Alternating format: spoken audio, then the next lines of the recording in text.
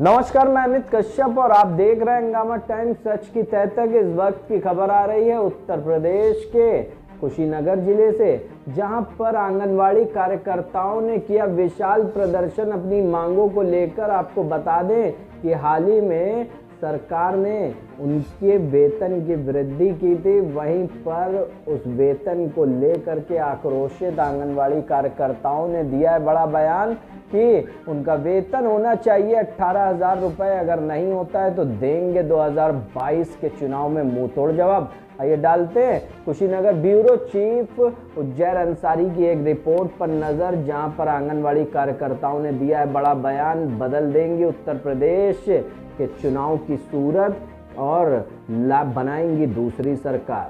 आप देख रहे हैं हंगामा टाइम न्यूज एजेंसी कुशीनगर। मैं उज्जैर अंसारी। मैं इस वक्त कुशीनगर में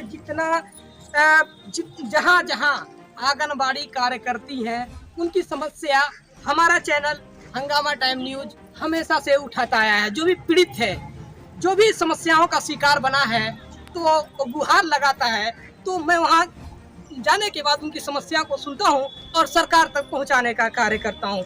इस वक्त हमारे पीछे आप देख सकते हैं तमाम आंगनबाड़ी कार्यकर्ती मौजूद हैं। उनका क्या दुख है और उनकी मांगे क्या है, वो सरकार से मांग क्या रही हैं। आइए हम उनसे जानने की ये कोशिश करता हूँ कि क्या समस्या है और वो सरकार से क्या मांग रखना चाहती हैं। ये बताइए, आपकी क्या मांगे हैं सरकार से? आप यहाँ इकट्ठा हुई हैं, सरकार से क्या मांग कर रही हैं आप? सरकार से हम लोग सम्मानजनक मानदेय की मांग करते हैं। अच्छा। कम से कम वो इतना तो दे जिससे हमारा घर गृहस्थी, हमारा परिवार चल सके। महंगाई जो है दिन दूनी रात चौगनी के हिसाब से बढ़ रहा है, परंतु मानदेय जो है हमारा आज से 4 साल पहले जो था वही आज भी है, जिससे कि हमारा न परिवार चल पा रहा है, न तो हम लोग अपने बच्चों को पढ़ा लिखा पा रहे हैं, न घर का खर्च चल पा रहा है। किसी भी तरह से हम लोग संतुष्ट नहीं है इस समय सरकार से। सरकार हमको आने से पहले इन्होंने अपने घोषणा पत्र में लिखा था कि वो आएंगी, अगर बीजेपी सरकार आती है इस चुनाव में तो वो हमें सम्मानजनक मानदेय देगी। अच्छा बताइए, आप कह रही हैं कि उनका ये मैनिफेस्टो में ये कहना था कि हम जब भी सरकार में आएंगे तो इनका मानदेय बढ़ाएंगे, इनका जो सैलरी है बढ़ाएंगे। हाँ जी, केशव प्रसाद मौर्य जी साफ साफ लिखे थे इस बात को। और योगी जी भी उपचुनाव, कैराना के उपचुनाव में ये कहे कि जब चुनाव जीतने के बाद और जितने आंगनबाड़ी कार्यकर्ती हैं उनका मैं सैलरी 10,000 कर दूंगा। हाँ, योगी जी भी ये बात कहे थे। तो आप उससे क्या कहना चाहती हैं? वो क्या अभी तक मांग जो बोले थे वो नहीं किए? नहीं, उन्होंने 10,000 तो क्या 10 रुपए भी 4 साल के 5 साल के अंदर 1 रुपए भी नहीं है वो बढ़ाए हैं। और आज से 4 साल पहले वो कहे थे चाहे 1,500 रुपया देने के लिए। तो आप क्या सोच रही हैं, जो आपका सैलरी है नियर अबाउट 5,500 रुपए जो आपको मिल रहा है 5500, तो आप क्या सोच रही हैं आपका सैलरी कितना होना चाहिए? सरकार से क्या कम से कम इस महंगाई के समय में 3 गुना तो होना ही चाहिए। अच्छा। और 18,000 आप सोच रही हैं कि आपका वेतन हो और वो भी अस्थायी हो? हाँ जी। जी। अच्छा, कुछ और कार्यकर्ती हैं जिनसे मैं जानने की कोशिश करूंगा। ये बताइए कि आप क्या कहना चाहती हैं, सरकार से क्या मांग करना चाहती हैं? आप भी सोच रही हैं, जैसा कि ये बोल रही हैं कि हमारा जो वेतन है वो 3 गुना हो और जो समस्या है उसका समाधान हम कर सकें, हमारा जो भी जीवन यापन है सही से चल सके। जी सर जी। हम लोग जाते हैं ग्रामीण क्षेत्र में, हम लोग को बहुत दिक्कतों का सामना करना पड़ता है। हम लोग अपना परिवार छोड़ के, बच्चे छोड़ के हम लोग निकलते हैं बाहर। आखिर हम लोग भी बच्चों का परवरिश कैसे होगा? अच्छा। सर हम लोग यही चाहते हैं कि हम लोग की सैलरी बढ़ जाए। आप भी वही सोच रही हैं कि आपका सैलरी बढ़ जाए और आपका भी वही मांग है कि हमारा जो सैलरी उसको 3 गुना किया जाए और उसको अस्थायी किया जाए। और भी कुछ लोगों से मैं जानने की कोशिश करूंगा। आप बताइए, आप क्या कहना चाहती हैं इस संदर्भ में? मैं प्रधानमंत्री जैसे और मुख्यमंत्री जैसे यही निवेदन है कि हम बहनों का हर जगह ड्यूटी लगाया जाता है। कोरोना काल में भी ड्यूटी लगाया गया, घर घर जाकर घर में करना पड़ता है, चुनाव में ड्यूटी लगता है, लेकिन हम लोग का क्या है, हम लोग के परिवार का पोषण पालन करने के लिए कुछ भी नहीं मिल पाता हम लोग के पास। सर से प्रधानमंत्री से निवेदन है कि कम से कम हम लोग का 18,000 कर दीजिए, यही निवेदन है। इनका तो पीड़ा बहुत दुख भरी था और अपनी दिल की जो भी बात थी वो इस चैनल के माध्यम से सरकार तक ये पहुंचाने की कोशिश कर रही हैं और ये सोच रही हैं कि जो भी हमारा वेतन है उसको बढ़ाया जाए, क्योंकि इतना वेतन में हमारा जीवन नहीं चल सकता है, हमारी जीविका नहीं चल सकता है। तो आप बताइए, आप क्या कहना चाहती हैं? आप इस संदर्भ में बताएं, आप क्या कहना चाहती हैं? सरकार से हमारा यही निवेदन है कि हमारी बहनों के समस्या का समाधान करे। अगर हम लोग का अन्य विभाग में ड्यूटी लगाया जाता है तो उसका हम लोग का मानते हैं, बोल के भी नहीं देते हैं। अगर चुनाव में भी ड्यूटी लगाए थे कि बोले कि मानते हैं देंगे, पर उसका भी भुगतान अभी तक नहीं हुआ। हम लोग जो सैलरी मिलती है उसी में लगा लगा किराया भाड़ा हम लोग दौड़ते ही रह जाते हैं। हमारे बच्चे के लिए उसमें भी नहीं बचता है। जो मिलता है वही हम लोग दौड़ते रह जाते हैं कि उसके भरोसे पे कि अब मिलेगा अब मिलेगा, वो भी नहीं मिल रहा है। सरकार जी से हाथ जोड़ के विनती कर रहे हैं कि सर हमारी समस्या का समाधान कीजिए। और जो 50 वर्ष बोल रहे हैं कि आंगनबाड़ियों को 50 वर्ष पे निकाला जाएगा, वो 60 वर्ष ही रहे, क्योंकि बहुत बहनें हैं कि मर जाएंगी। अगर सरकार के इस जो सरकार के काल में अगर बहनें मरेंगी तो उसका पाप किसको जाएगा? सरकार पे जाएगा, क्योंकि यहाँ पे भूखे मर जाएंगी बहनें। अभी सबकी समस्या यही है कि जो 60 वर्ष है वो 60 वर्ष रहने दीजिए, और जो हम लोग को काम दे रहे हैं उसका भुगतान सही रूप से करें और हम लोग का सम्मानजनक मानदेय दे जो अन्य राज्यों में मिल रहा है उसकी अपेक्षा। अगर आपको ये जो मांग आप लोग जो मांग के लिए धरना कर रहे हैं, अगर वो पूरी नहीं होती तो क्या अगला होगा आप लोग? हम लोग सभी बहनों को बीएलओ में लगा दिया जाता है। हम लोग बीएलओ का भी काम कर रहे हैं, उसका भी हम लोग को नहीं मिलता है। और यही सरकार से विनती है कि सरकार को अस्थायी बनाने के लिए हम लोग सब तन मन धन से ही लगे रहते हैं। और ये राज्य कि हम लोग इन पे विश्वास करते हैं कि हमको आज नहीं कल राज्य कर्मचारी बना देंगे, और इनको हम एकदम ताहे दिल से हम लोग वोट देंगे। सब बहनें सब वोट देंगे, पर हम लोग को ये क्या करें, हम लोग की मांगे पूरी करें। अगर ये अपने चुनाव के पहले हम लोग का घोषणा कर दे कि हाँ इन लोग की मांगे हम लोग ऐसे रख दे रहे हैं, उसके पहले हम लोग को कर दे, उसके बाद से हम लोग सरकार के साथ है।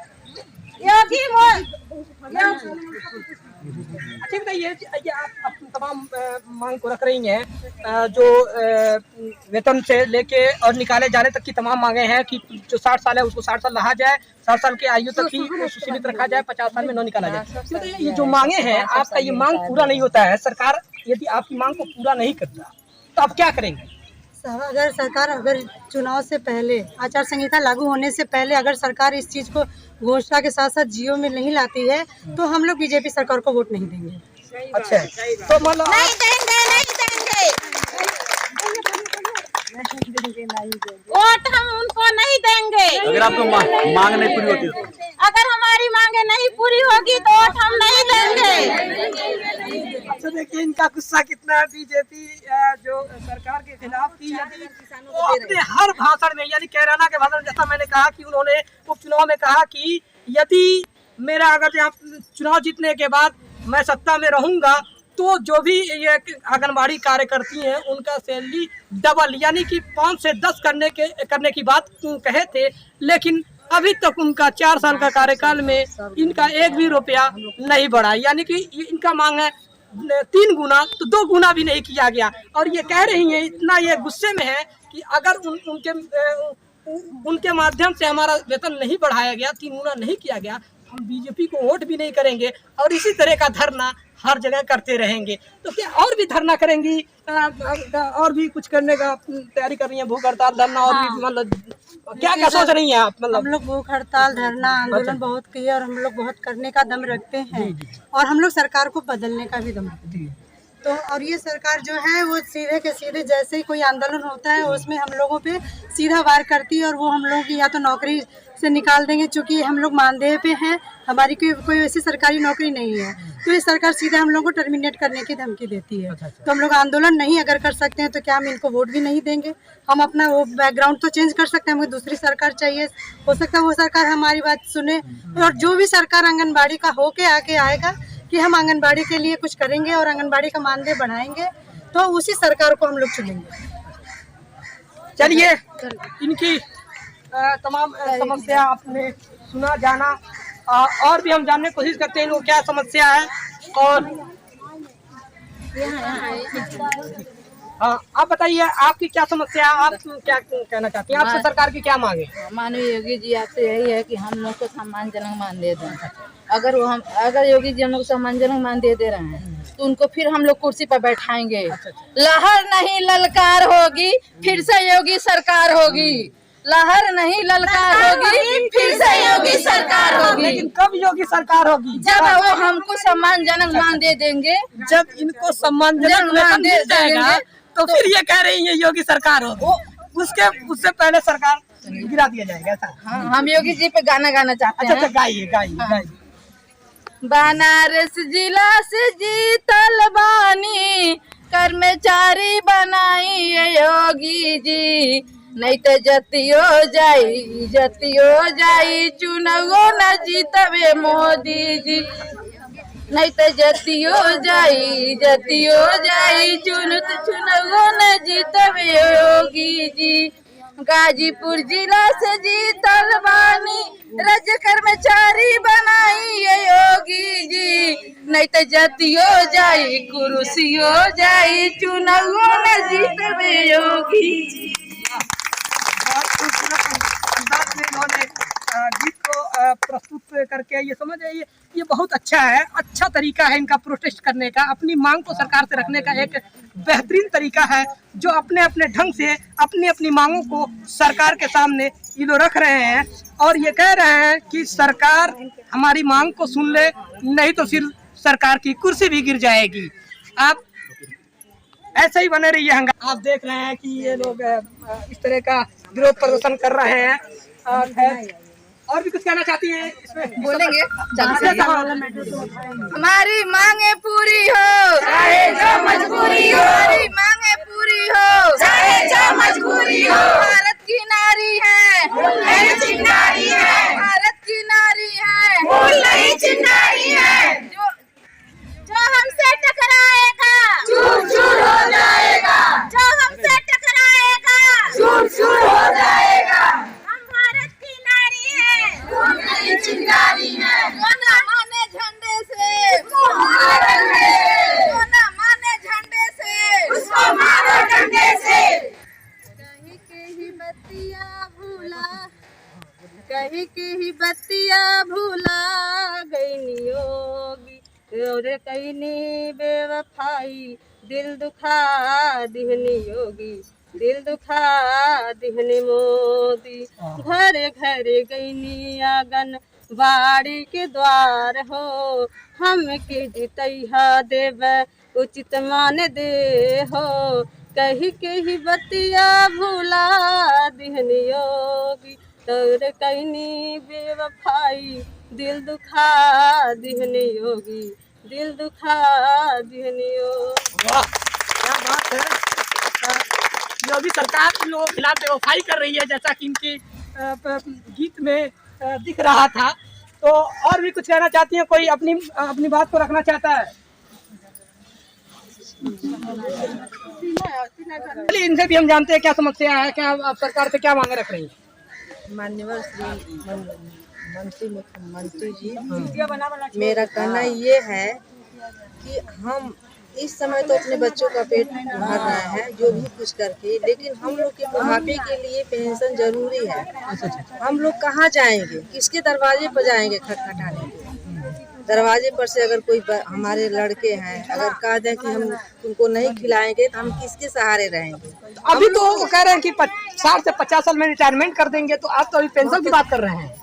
आप 62 साल, अच्छा, हाँ। जैसे मान लीजिए 62 साल सर जैसे सबको दे रहे हैं, सबके लिए है तो हमारे लिए भी रहे। हमारे लिए भी 62 साल करिए, ये लिए कि हम लोग बहुत गरीब परिवार के बच्चे को अभी 7 साल पेंशन नहीं चाहिए। वो 70 साल के हैं, सरकार 70 साल के हो गए, पूरा देश चला रहे हैं। तो हम लोग 50-60 वर्ष पे हम लोग नहीं अपना आंगनबाड़ी केंद्र चला सकते हैं, अपने 1000 वाला सर्वे नहीं देख सकते हैं। नहीं रही मर जाती थी। हम लोग बच्चों को स्वस्थ करते करते अपने बच्चों को कुपोषित कर दिए।